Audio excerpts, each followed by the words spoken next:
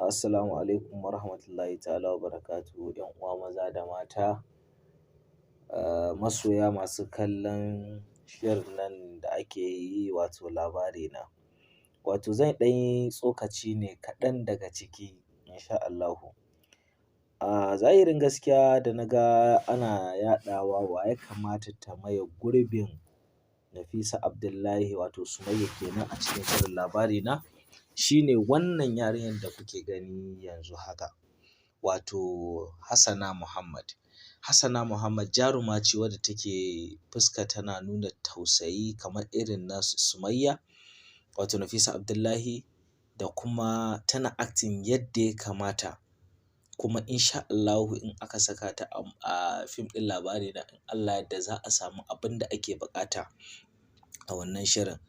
So mutane muna neman goyon bayan ku don Allah, ba mu san me za ku faɗa ba akan haka. Za ku iya comment wanne kuka ga ya fi, ko kuma a'a za ku iya kawo mana wacce kuka ga ta fi. Amma mu a ra'ayinmu ko a ra'ayina gaskiya wannan yarinyar na ga ta fi cancanta da wannan gurbin. Sai mun ji daga gare ku.